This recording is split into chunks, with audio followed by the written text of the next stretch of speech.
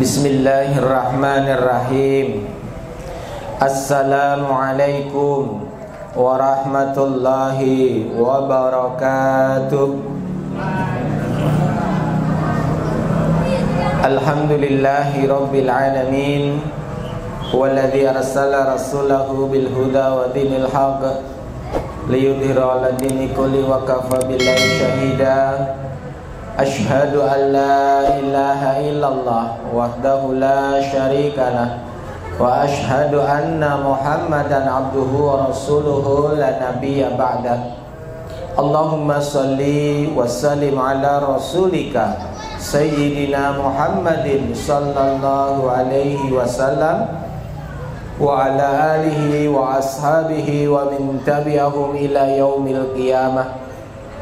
Ya ayyuhalladzina amanu taqullaha wal tanzur nafsum ma qaddamat lighad wattaqullaha innallaha khabirum bima ta'malun.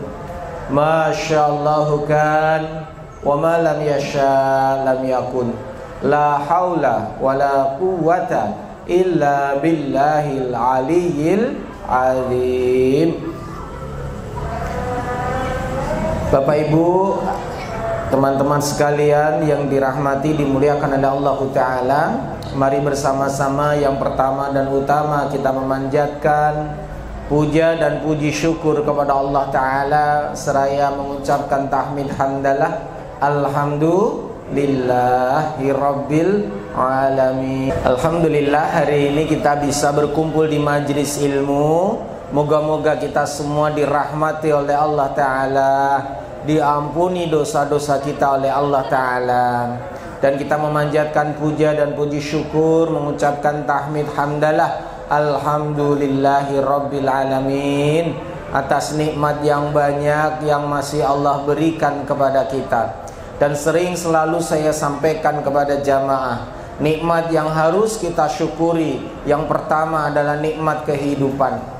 Karena dengan hidup ini kita masih diberi kesempatan untuk bisa melakukan banyak hal, terutama perbuatan yang mengandung pahala, yaitu amal-amal yang saleh. Kemudian rasa syukur kita adalah iman dan Islam yang masih Allah berikan kepada kita, sehingga pada hari ini kita masih dalam naungan Allah Ta'ala, terlalu dalam keimanan dan ketakwaannya. Dan nikmat sehat, kesempatan yang Allah berikan kita gunakan untuk memperbanyak dan bersegera melakukan amal-amal soleh. Bapak Ibu, teman-teman sekalian, jamaah kajian Kamis malam Jumat FKAM yang dimuliakan oleh Allah Ta'ala, pada malam hari ini kita akan membahas tema besar, yaitu tentang akhir zaman. Dan sejatinya tema akhir zaman adalah tema yang sangat luas, sangat luas. Maka sebelum saya sampaikan, kadang saya harus menanyakan dulu kepada para jamaah, sudah pernah ikut belum kajian saya sebelumnya? Siapa yang baru ketemu dengan saya? Angkat tangan. Siapa yang sudah pernah ketemu saya tapi nggak sering? Sering.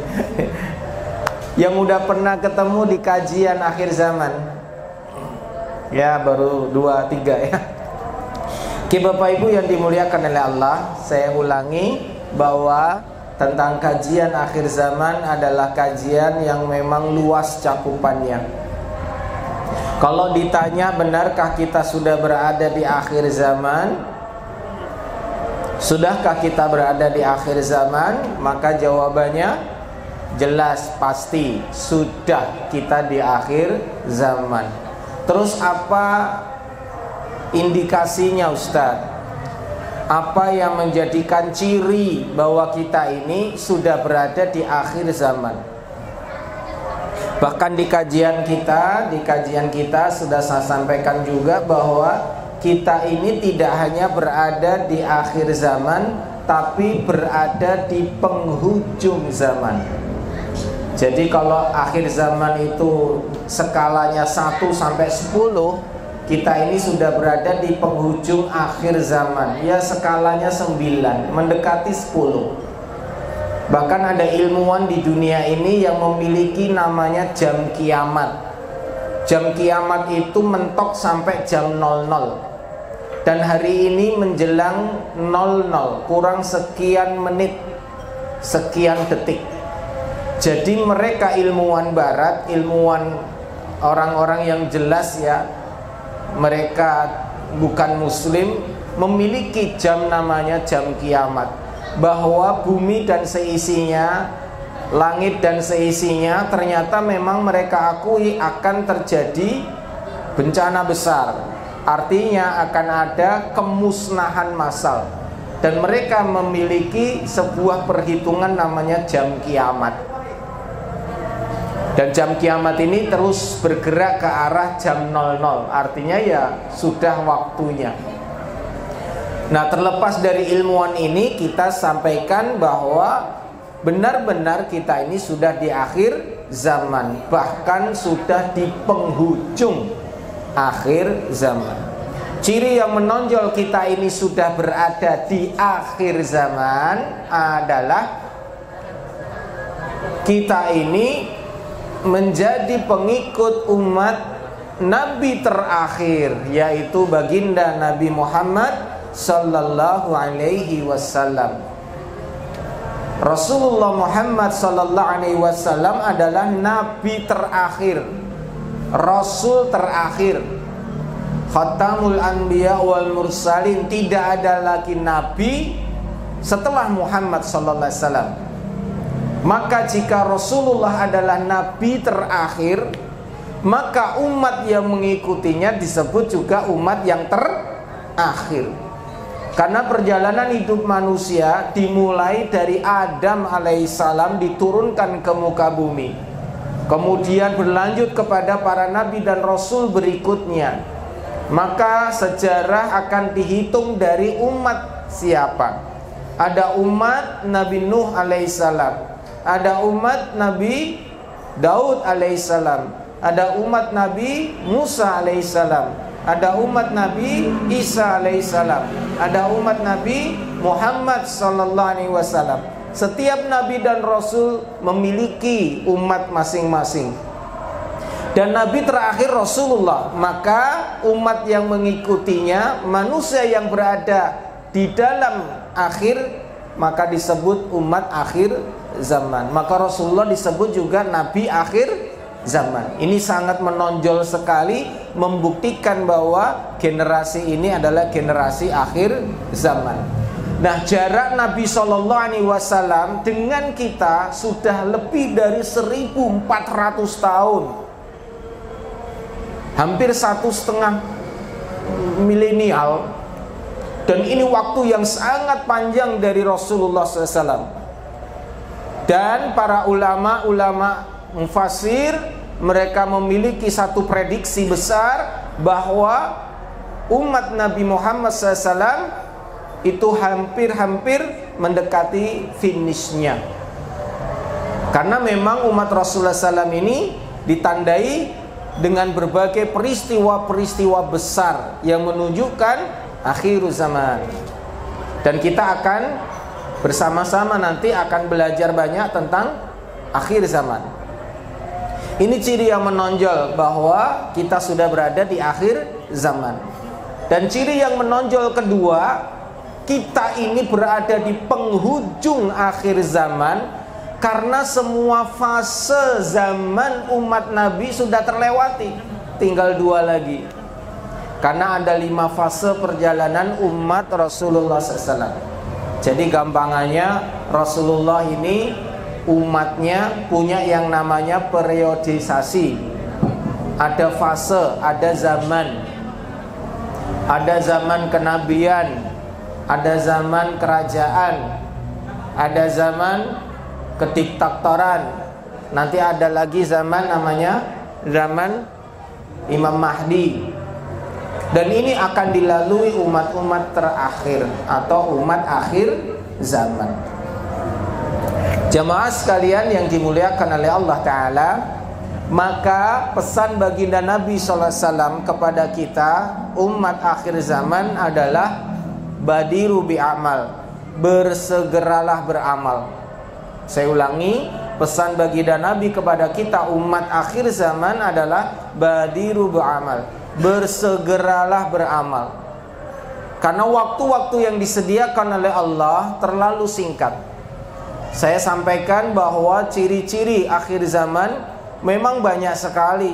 Ada ratusan ciri akhir zaman. Ada ciri-ciri yang kecil, ada ciri yang sedang, ada ciri yang besar, atau disebut dengan tanda-tanda kiamat. Ada tanda kiamat kecil, ada kiamat sedang, ada kiamat besar. Ada yang sudah lewat, terjadi dan gak akan berulang. Ada yang sedang terjadi dan terus terjadi hingga kiamat. Ada yang belum terjadi dan pasti terjadi. Saya ulangi, tanda kiamat itu ada yang sudah terjadi tidak akan berulang lagi, ada yang sedang terjadi dan akan terus terjadi, ada yang belum terjadi dan pasti terjadi. Karena sudah disampaikan nubuah Nabi SAW, tinggal nunggu waktunya saja. Sadar atau tidak sadar jamaah sekalian, kita ini sudah merasakan tanda-tandanya yang menunjukkan bahwa ini memang sudah akhir zaman. Sebagaimana seorang ibu yang hamil besar, dengan lihat secara fisik saja ibu ini hamil, dan hamilnya nggak tanggung-tanggung, hamil besar. Semua orang pasti sudah memprediksi akan segera melahirkan bayinya. Begitu pula dengan tanda-tanda kiamat, itu bisa dibaca, kelihatan. Oh, sebagaimana perut seorang ibu yang membesar. Oh, memang sudah dekat waktunya kiamat. Oh, memang sudah dekat waktunya kehancuran. Karena memang tandanya sudah kelihatan, tinggal nunggu kapan terjadinya kiamat. Dan tidak ada satupun yang tahu jamaah sekalian kapan kiamat. Ada kisah yang masyhur, sangat mutawatir, peristiwa di mana Rasulullah SAW sedang berada di majlisnya bersama dengan para sahabatnya. Saat itu Rasulullah menceritakan tentang kiamat, dan bolak-balik cerita tentang kiamat, bolak-balik cerita tentang kiamat. Sampai ada seorang Arab Badui yang sering ikuti majlis itu mungkin merasa bosan atau bagaimana, menyela pembicaraan. Rasulullah sedang nerangin, langsung disela. Ya Rasulullah, kapan terjadinya kiamat? Rasulullah tidak menghiraukan pertanyaan itu karena dianggap celemongan. Tahu celemongan ya?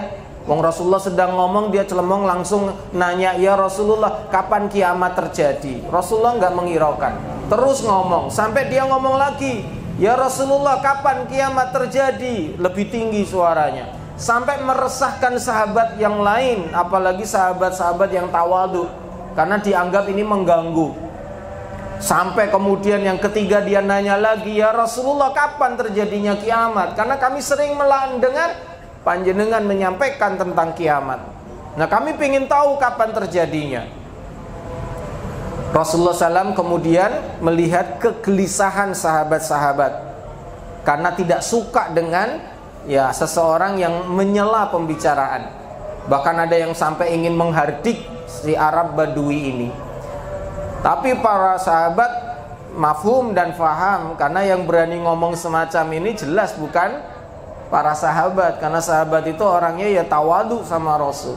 Pasti yang berani ngomong ini ya orang yang mohon maaf ya kurang adab. Ya jelas wong dia Arab Badui, orang pedalaman, celemongan, ceplas-ceplos apa adanya. Lawang pipis di dalam masjid ya biasa, santai wae kok. Dan itu Arab Badui. Tapi gara-gara pertanyaan dia itu menjadikan seluruh sahabat mengerti tentang kiamat. Dan akhirnya menjadi hadis yang mutawatir karena saking banyaknya yang meriwayatkan. Ya karena celemongannya itu ternyata bermanfaat. Mungkin ra ono celemongan, ra ono sing ngerti. Ya. Kemudian Rasulullah SAW memberikan jawaban. Jawabannya ditanya kapan kiamat terjadi. Rasulullah SAW tidak memberikan jawaban kapan waktunya, tapi Rasulullah malah balik bertanya. Karena ditanya kapan kiamat terjadi, ditanya apa yang sudah kamu persiapkan. Itu jawabannya. Jadi bukan dijawab kapan, jamnya, harinya, tahunnya. Lah, Rasulullah tidak tahu tentang kiamat. Karena pernah ditanya oleh Jibril, "Ma'anisa, kapan kiamat?" Rasulullah mengatakan, yang bertanya dan yang ditanya ya sama-sama tidak tahu. Jibril yang tidak tahu, Rasulullah juga nggak tahu. Karena memang kiamat itu rahasia Allah Ta'ala, tapi pasti terjadi. Hanya saja diberi bocoran oleh Rasulullah, kiamat terjadinya hari Jumat. Jumat besok. Ini malam Jumat loh. Ini bukan ini hari Jumat ya. Jumat besok. Jawabannya tidak. Jumat bulan depan, minggu depan wis juga tidak.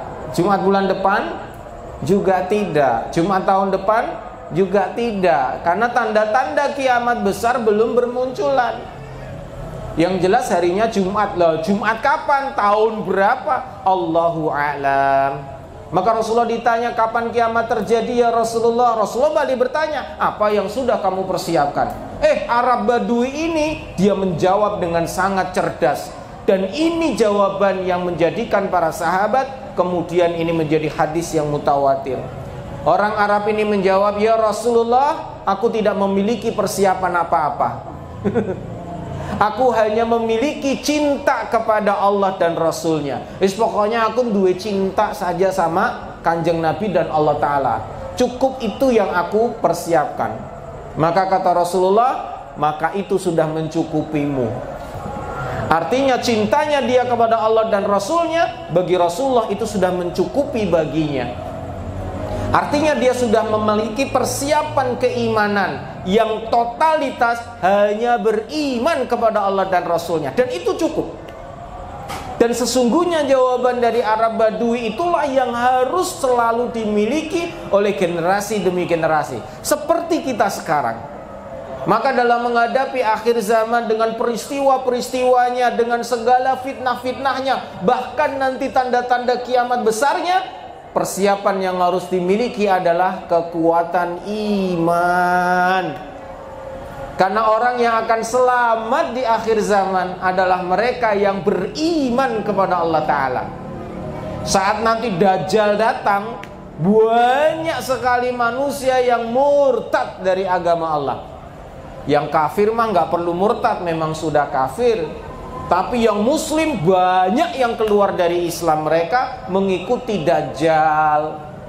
Nah, siapa yang selamat dari Dajjal? Mereka yang beriman kepada Allah Ta'ala. Tidak hanya sekedar muslim, tapi dia juga mukmin. Karena tingkatannya itu setelah muslim, mukmin, setelah mukmin, muhsin. Setelah Islam, iman. Setelah iman, ihsan. Bisa difahami? Maka nanti banyak orang-orang yang Islam, muslim, keluar dari Islamnya, mengikuti Dajjal. Kecuali mereka yang beriman. Kalau beriman sudah pasti muslim. Jelas? Paham? Orang yang muslim belum tentu mukmin. Karena ada banyak di luar sana mengaku muslim, sholat tidak, puasa tidak, hanya sekedar identitas saja. Banyak di luar sana yang mengaku muslim tapi masih melakukan kesyirikan. Dan ini fatal. Tapi bagi orang yang beriman, lah beda. Mukmin adalah orang yang muslim dan dia mengerti tentang Allah, mengerti tentang Rasulnya, mengerti tentang Islam agamanya dan lain sebagainya. Apalagi ditambah dengan amal-amal soleh yang dikerjakan, naik tingkatnya menjadi muhsinin, orang-orang yang selalu berbuat kebaikan. Maka jamaah sekalian yang dimuliakan oleh Allah Ta'ala, orang-orang yang beriman inilah yang akan selamat di akhir zaman. Sebagaimana Arab Badui, dia mencukupkan dirinya memiliki cinta kepada Allah dan Rasulnya. Dan perlu diketahui konsekuensi dari cinta kepada Allah dan Rasulnya, sudah pasti dia mencintai apapun yang dibawa oleh Rasulullah. Maka kalau kita sudah cinta sebagaimana cintanya Arab Badui ini, wah, Masya Allah, syariat akan dikerjakannya, amal ibadah akan dilakukannya, kemudian selalu mencari ilmu untuk menambah perubahan dirinya lebih baik dari hari ke hari, dari waktu ke waktunya, dan lain sebagainya. Maka Bapak Ibu jamaah yang dimuliakan oleh Allah, inilah keimanan yang dibutuhkan di akhir zaman, karena ini yang akan selamat. Karena fitnah-fitnah akhir zaman sangatlah banyak, bahkan menggelincirkan orang sejengkal demi sejengkal. Bahkan belum datang yang namanya Dajjal, manusia sudah banyak yang tergelincir. Mereka tidak mau mengikuti Allah, tidak mau mengikuti Rasulullah. Mereka mengikuti hawa nafsunya, mereka mengikuti syaitan yang telah menipu dirinya. Mereka selalu mengikuti kesenangan dunia, lupa dengan akhiratnya. Dan ini fenomena akhir zaman. Banyak orang yang mengejar takhta, banyak orang yang mengejar harta, bahkan banyak orang yang mengejar Renata, katanya begitu. Ya wanita lah. Ini kenyataan hari ini. Banyak orang yang lalai akhiratnya karena sibuk dengan dunianya. Akhirnya dunianya hilang, akhiratnya tambah hilang. Nauzubillah. Maka beruntunglah mereka yang mengejar akhirat, karena insya Allah dunia juga dapat. Saya ulangi, siapa yang mengejar akhirat, dunia akan juga dapat. Karena kita besok semua pasti mati, semua pasti binasa, semua pasti hancur, rusak pada waktunya. Dan perjalanan berlanjut ke alam berikutnya.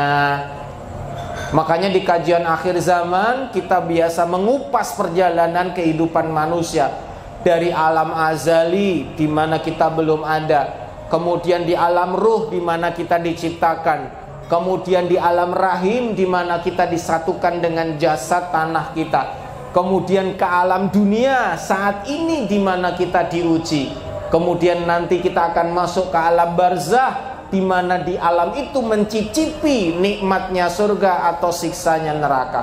Belum lagi nanti dibangkitkan di padang mahsyar selama 50.000 tahun di peristiwa kiamat, sampai akhirnya final semuanya ke neraka atau ke surga. Inilah rangkaian perjalanan kehidupan manusia, dan ini dikupas di pelajaran akhir zaman. Ada lagi pelajaran yang disampaikan tentang tanda-tanda kiamat besar yang pasti terjadi. Bisa jadi kita menangi. Menangi itu berarti ngalami.